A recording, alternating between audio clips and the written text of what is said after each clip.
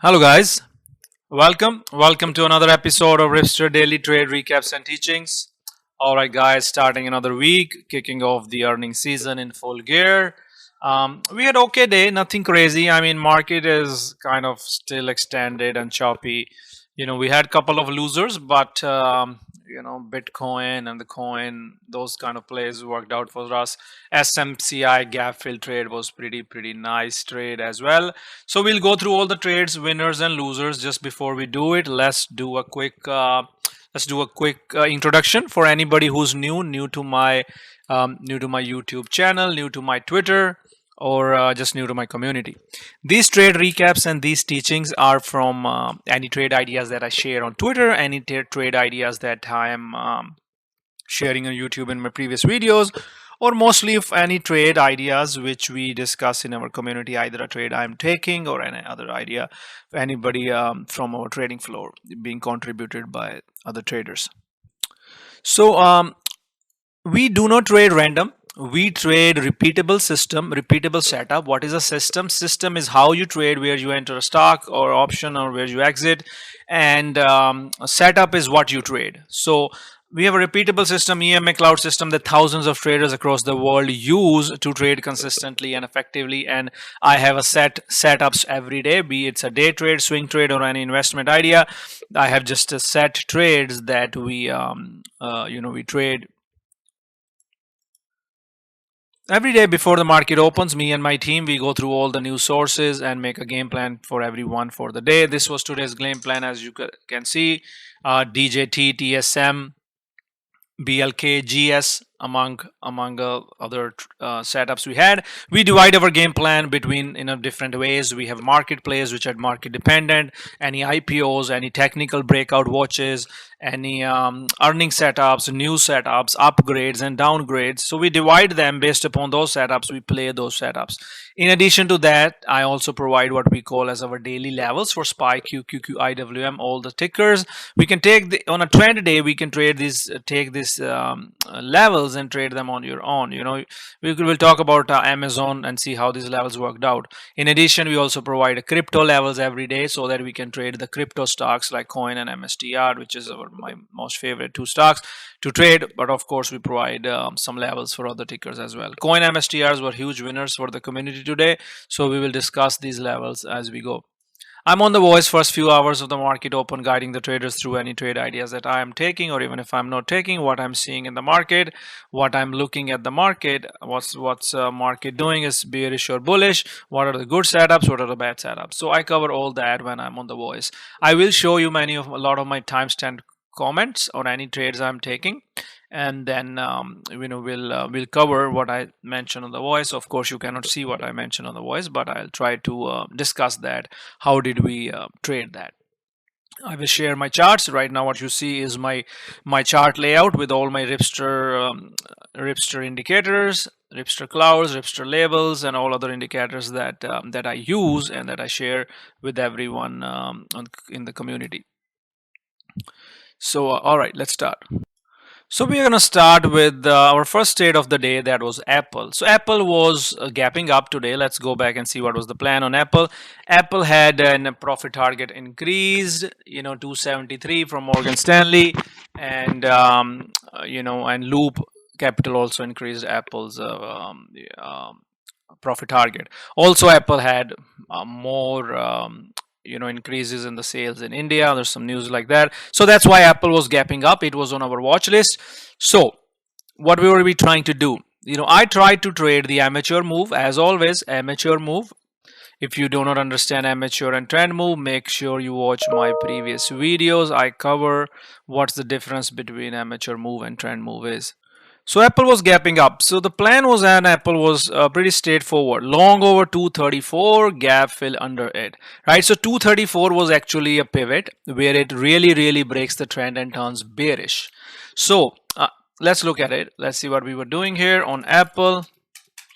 So as soon as Apple was pushing higher at the open, I tried to long scalp it because of this breakout, right?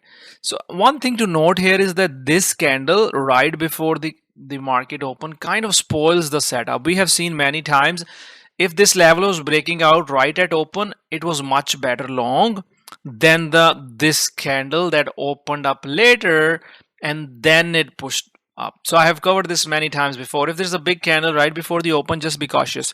So we were trying to long Tesla right at open. I wanted to see if it could push to 235s, but when it started to push under this level, under this 512s, even before that, I knew the trade is not going to work, so I exited it. So I exited the long on Apple, right? Took a loss. So then I said, if Apple stays heavy, we will get puts. 512 break, 235 break, and then 3450 cloud break. When it breaks this 235, that's when I take puts. And then we trade the puts all the way to 234. Now the puts did go 25 to 30%. I had 235 puts, but look here, this is not an A plus short, right? If you don't understand my system, so you might not get what I'm saying. But if you know my system, you know that until and unless we are under 3450, there is no A plus short. We are trying to short, but we are trying to short against the trend. We are doing a B minus short. Now the distance between 512s and 3450 was not much, so there was not much to take profit of. This was the line. It was just this let me see if I can show you guys in a different way. So let's see. So it was only this much area which was our area to take profit on that short right here, right? So it was this area, right? If I show you on 1 minute, it might look a little better here. So you see, this was only our area of the profit, and that was only $1. It was not really a lot, but anyways, that's why we traded those scalps, and I told everyone that Apple 3450 is not broken, so it's not a short, and you just better cover. So I covered. I kind of made what I lost in the short side. I made it back, and then Apple started to bounce off 3450, and then it was just went into the chop all rest of the day, right? Because there was a 3450 setup, there was this nice trend line breakout. There was not much after that, so I didn't really touch it after that, after the morning loser, and try to make the money back on the short side. But just wanted to recap this day trade. So always understand the amateur move, what happens if there's a big candle right before the open, and also understand the room between 512s and 3450s, importance of the levels, importance of the 50 EMA. So that way you trade much better way at the open, right? If you waited on amateur move, you still did good on the trend move, but overall it was like a choppy trade. So Apple was not really the best ticker to trade today. All right, so next one we're going to discuss is SMCI. So what was the plan on SMCI? Let's see what's going on with SMCI. So SMCI, the game plan that I gave in the pre-market was simple: bullish bias as long as clouds hold, right? So this 928 was a support level, 950, 944 was a resistance. So initially it was an all right long if you took it right at open when it was breaking out of this 944 resistance. And look carefully here, this was an amateur move. So there was a good long trade on amateur move, that's fine. 100,000 calls were good scalps at that. How much was that? That was 936 to 963. That was a $30 move. But the real trade that came in was when this candle broke the support I gave right here, 928 area. You see this? So what's happening here? I told everyone no longs, short in the gap fill, short in the gap fill, right? That's where I told everybody short it in the gap fill at 927.50, 928 break. So I told everybody short in the gap fill. So after that, SMCI was just a short, and 900 puts really moved nicely, 850 puts really nicely. I said still a short, 900 is a buyer, 910 is a target. So we met the 910 target, then we met 900 target. Then I told everybody to cover the 900s, and then we'll see what happens. It tried to bounce, but it was struggling. You see this area? It was struggling there. And then If it rejects, because I told the struggle, no reason to cover here. Remember, it's not reclaiming this area. It's still heavy. So no reason to cover. 890 short target, that was my under 900, that was my short target that I mentioned on the voice. We met our 890 target. After that I gave 880 target. We did not really meet it completely. What we did go to 882. So that was the whole gap fill trade setup, guys. Very clean setup. You wait for the amateur move. If we're breaking down in the gap, so gap is pretty clear here. And RGB was on the top of it today as well. He was on top of SMCI all day. So he was on top of SMCI all day.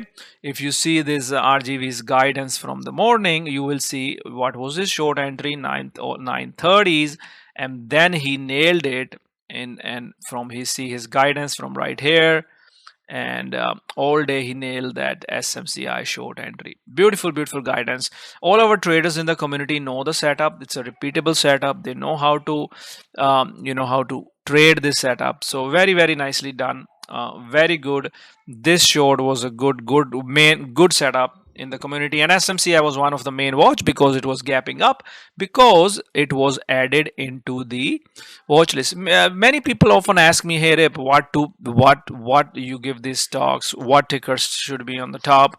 You need to know that these are the big gappers, these have the big range, these are the cult stocks, these should be your main watches, right? SMCI gap fill trade, very nice trade, very profitable trade, and hopefully everybody in the community did good. All right, so next one we're going to discuss is IWM long. So IWM long was my idea that I gave few days back on this setup. I mean, I can go to my tweet and show you. I also covered it in my last video. So this was the setup on IWM. Let's see. So let me show my IWM idea. I've already talked about it. I said weekly is getting tight. When it will rise, keep eyes for the mid cap swings, and when we had the rate cut news, we had the rotation and nice longs on IWM triggered as well. So as soon as that triggered, and that was on July 11th, right? So it was triggered, and it told everybody to, you can swing it, swinging next to 212 next breakout, and then we were pushing, and then I showed this resistance zone earlier, so you know that there's a resistance zone 215, 216. So that resistance zone broke out today. I personally took the day trade long here on this area, this pivot, and once that was broken, I was in 215 calls, and I told everybody as well to trade long, and I sold it for more than 100%. It was a nice profitable win today on IWM. So the important thing to note about this trade on IWM is this setup, right? I always show you these technical setups, and they work, right? Before and after. Why is it working? 200 psychological level, tight consolidation, bullish pattern. So you need to know these setups, right? So that you can trade along with these setups. And I have shown you so many times, again and again.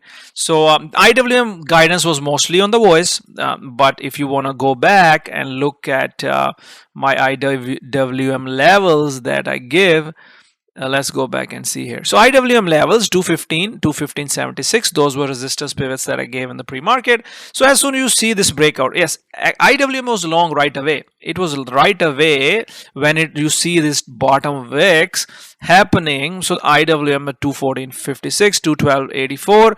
So right here, this is the level I gave to the support, right? So this is where you get long. This is where your stops are.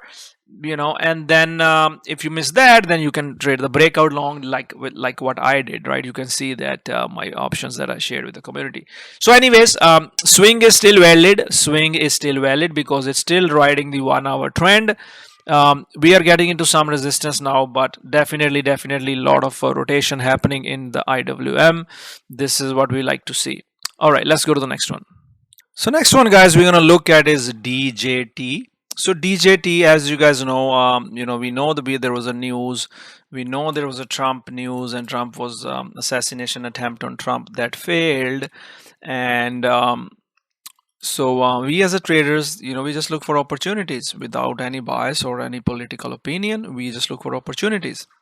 So anyways, I was sharing this idea in the morning and some people got offended, so I just had to change my language, but that's fine. The point here is what was the setup, right? So you see there's a gap here, we are gapping up. What was the plan in the pre-market? Plan in the pre-market on DJT was pretty straightforward. Gapping up because increased chance of Trump becoming next president. Support 44.43, resistance 49.50, long over 44, gap fill under. Very simple guidance in the pre-market that I gave 15 to 20 minutes before open. If you followed this guidance, you did pretty good. Right away, number one focus, because look, there is a $16 gap or more, right? That's the gap. This yellow area is our gap, and that's what we are trying to fill. So we'll see how much we got it. Let's see here. Okay, I'm gonna just use a Fibonacci different way from the opening price, so maybe that works. So as soon as it opens, I showed it. The mistake I did, I went for puts first. I should have gone for the shares first. Then I would have gotten like 45 entry. So here, if as you see that I shorted at 42, but puts I took earlier. But the problem with the DJT puts is its IV is too much high. So what does IV high means? IV high means when the option should be actually $1, it's at $1.50. You're already paying more for the option, because of the volatility. And even if the stock moves, your option's not going to move because you bought it expensive already, right? It's already, let's say you buy a house $300,000 above the market price. Now when you go to sell it, your house you already bought expensive. There's not going to be no buyers unless you do some great improvements in the house or something happens. Let's say Taylor Swift came and lived in that house for a few days and its value skyrocket. Just a kind of stupid example, but you understand what high IV means, because they already know that this stock is going to move, so that's why they make it expensive. That's IV for you. So that's why they didn't move. I did make like 40% on that put as well, not complaining. But the shorts was much better. I was up 8%. So short it at 42, and I can probably show my fills as well. So I covered at 38 area, 39 area, and that was a nice okay trade. $4 per share profit and 30% on the puts. That was nice. If I had shorted the right level, then it would be perfect too, because you're risking what? High opening price is your risk. You can risk the opening price. You're risking $2 and you're making $6. Is one risk to three reward. So now it's even gapping down. It's breaking that what is this was Ripster MTF 20 EMA Cloud. It's breaking down of that level. What was it? Was at 38. Yep, 50s, and then there's a 20s under it. So it's gapping down. It's probably going to fill the full gap soon enough. But you can see the opportunity and the trade on DJT was pretty easy and straightforward. Let's talk about some loser trades here. BK, what was it? BKC. So, no, it was BlackRock. Yeah, it was BlackRock. It was an earnings play. It was BLK. Yeah, that's what it was. BLK. So it was earning plays, right? So it was on our watch list. What was our plan? Our plan was bearish to short under, as long as it stays under 830. We are going to short it. So I didn't really, I think I didn't really have a good entry on it, but when it was staying heavy, at 825s, and I shorted it, I took, because it was an as per plan. Entry was supposed to be, the better entry was supposed to be close to 830s, but anyways, I had a little bad entry, but that entry would have worked if it faded. 825, it went to 820 and held the support. Then it reclaimed 512s and I cut right away. I lost 27% on my puts. If this trade worked, if BLK went to 805s, I would have made more than 100% on my puts. So that's a good risk reward. It's like risk 25%, risking 1 to make 4. And you see 512 reclaimed, I get out, and then see how it pushed to 837s, right? Over 830, it pushed to 837s, and after that it went to the chop all day.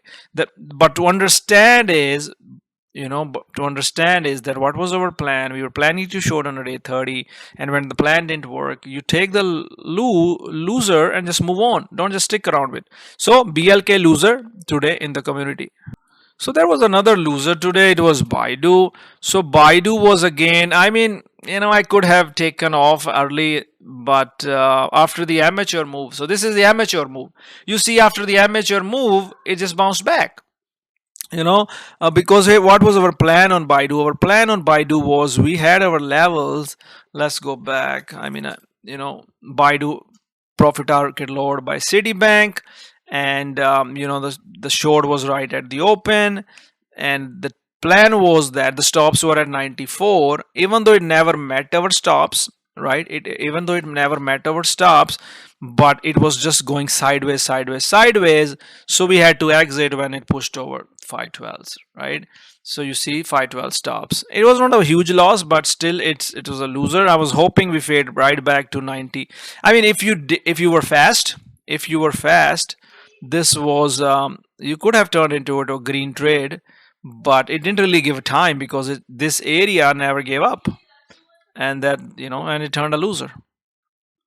All right, so now I'm going to talk about Bitcoin plays. We have the Bitcoin plays. We have Bitcoin plays every day on our watch list. We play them every day, but today was special, right? Two reasons: more chances of Trump becoming president, and other thing is the VP candidate. He also owns Bitcoin, so I guess he's a Bitcoin supporter too. So this new administration will be a Bitcoin pump. So Bitcoin and MSTR paid us nicely because there was a news, there was a catalyst, and there was our levels. So our levels were on coin were 230 and Bitcoin was 115.12s, 150.41s, 230, 256s. So we had all those levels set up, and not only that, right? We had, because Bitcoin up in pre-market, I told everybody to check the crypto sheet. That was the number one focus as well. And as you see that MSTR was flagging. So when I saw this flag, and I told everybody that we have some wicks, definitely good long and flag breakout, and that's when we broke out the flag. And look at the levels, right? The levels I gave in the pre-market, 1541, 1512. So as soon as that 1541 breaks out here, we push higher. And then also there's a news of the VP candidate who holds a bunch of Bitcoin as well. So that's bullish, right?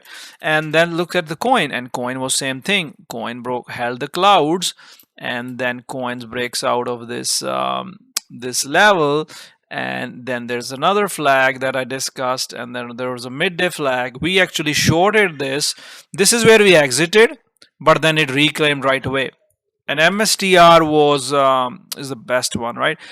It broke, but he reclaimed right away. So whenever something reclaims, it's very bullish. Yeah, I told everybody that whenever something reclaims, if reclaims, it's bullish. It's bullish, and that's gapping up now even more because of all the news that's going on Bitcoin world right now.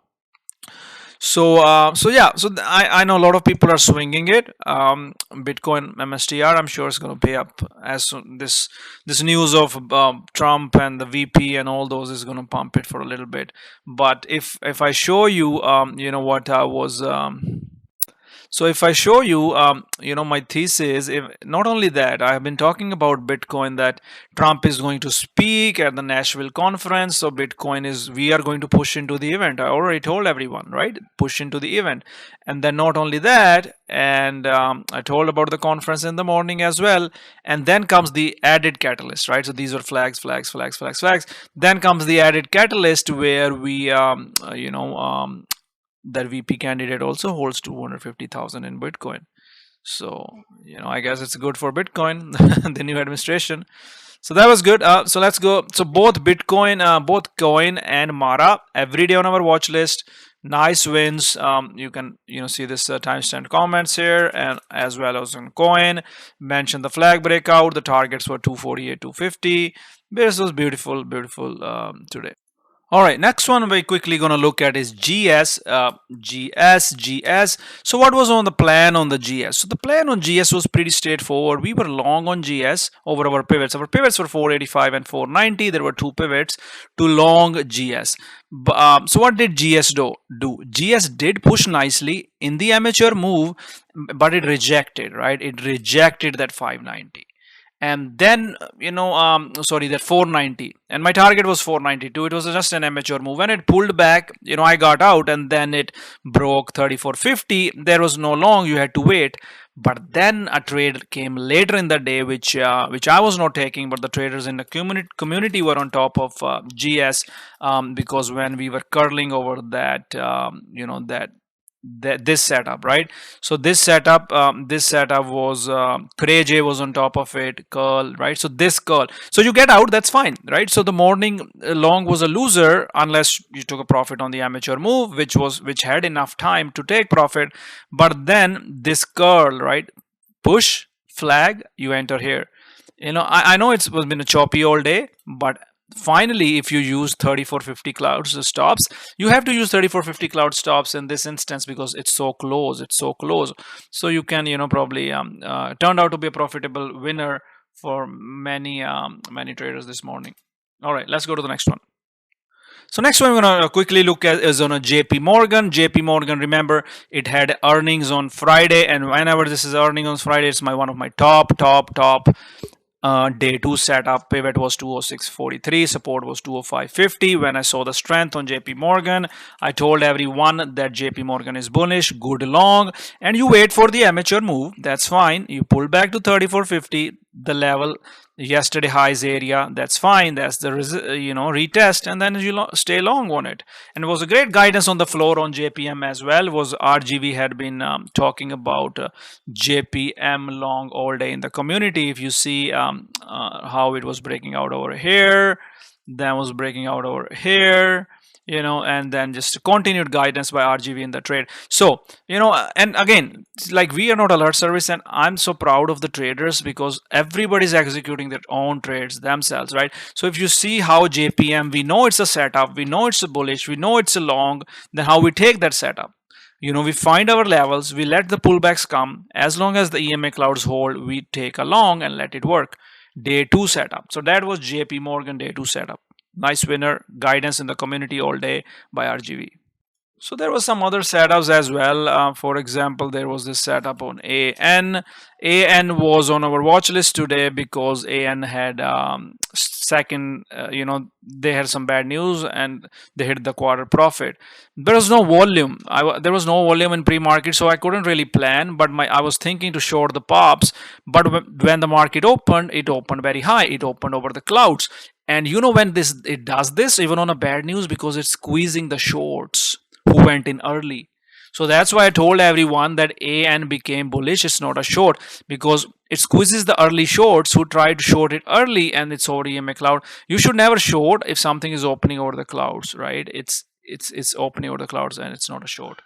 So that's just a recap, and it was over our pivots as well, right? The pivot I gave on AN was 170.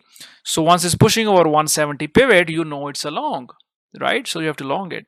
So next one we're gonna look is at Hood, Robinhood. So Robinhood was a pick by one of our my team members and a senior trader in the community, Vinod. He was on Hood, and Hood was long going. I told everybody that Hood. This, you see that downtrend break on daily, long over 2270. I gave the plan in the pre-market clearly, long over 2270, and you see where does the candle push, where does it make a low, right close to that level of 2270, and anywhere you long, that's your risk. Then it breaks the upside pivot. What was the upside pivot on Hood? The upside pivot was 23004. It breaks that pivot, you stay long, you add long, and you trade it long towards your target. I told everybody that your profit target is 24, should log some profits here, and it kind of all day held the resistance at 24. It tried to break the flag, but oh no, it's breaking flag right now. Then it pulled back. It pulled back to 34.50 again. it bounces off 3450. We take day trade profits on it, so no swing. But if you swung, hood is still going. This is a midday setups. These are midday 3450 setups. Nice winner in the community though. No regrets that no swing, but very strong name. I think another, because it's going with crypto, right? BTC going, Robinhood will go, so you have to watch that. So next one we're going to look at is First Solar. So First Solar was a short all day, and I gave a short on First Solar in the morning, and we tried to curl it, didn't work, and then it went on to fail all day. So First Solar was a short as well, right in the morning, bear flagging. We tried to curl it here, just a starter, took a dollar loss, and then it faded all day. Meta was our midday long. My idea was to long it on this flag, right? This area, this, because when market was bouncing, that's the idea I gave on Meta. Again, I gave the levels in the pre-market. Meta 505 was our target. Stops break even. It was just a midday trade, nothing crazy. Just took like $4 per share, and you got out when 512 breaks. You can see the levels on Meta if you want to. This was mostly a voice guidance on Meta. You see 499, 500. I was just trying to trade the 500 psychological level, right? It's over the cloud, it's over the bullish. You can trade that 500 and make some money there midday. Just going to wrap up with some sectors which have been strong. Cyber sectors have been strong. CrowdStrike was been strong today. PNW was strong, and that's why I give this every day in my day to day 3 setup. You can see PNW over 30, 34, 50, CrowdStrike over 373, 12. I personally did not trade it, but I just want to tell you that if some people focus on a certain sector, certain stock, they really worked out nicely. I've been discussing a lot of these real estate stocks. They have been strong, so you can see the how all the real estate stocks are going because of the low rate interest environment. They're going to benefit from them. And I also talked about regional bank KRE, which was actually on our watch list today. I gave KRE breakout of 53. There's a post we posted why the low interest rates are good for the regional banks. That's why they're going, and I have maintained a watch list of banks as well, so you can see they have been going as well. In our community, we try to stay on the top of everything, right? What is a strong sector? So real estate was strong today. Solar was kind of weak. Cathy Wood was strong. All these other trades, UPST was strong. I shared it in the community. I tweeted about it as well. AFRM. These are all the small caps, the mid caps, which are strong, which are getting the flow. And you just need to find what are the stocks and what are the sectors which can benefit from the low interest rate environment, when they cut the rate interest. So these are the names, firms, UPSTs, right? We saw the regional banks, the real estate stocks, the home builders were strong other day. Today they kind of consolidated. So these are the names you need to focus on. Bitcoin was strong. That's why MSTR, we long those setups, right? So you need to be on top of see what sectors are strong. So that's why we made money on cyber stocks today, right? I maintain a cyber watch list. That's why we were strong on the regional banks. That's why I gave regional banks in the pre-market as well. So just wanted to wrap up talking about that. Always focus on the strong stocks and what's happening in the market. We are going to have a lot of fun, a lot of earnings coming up. It's going to be very, very fun month, and a lot of swings are going to come up as well with lower rate interest environment coming in September. Stay tuned, and if you want to trade with us, join our community. See you guys later. Take care. Bye-bye.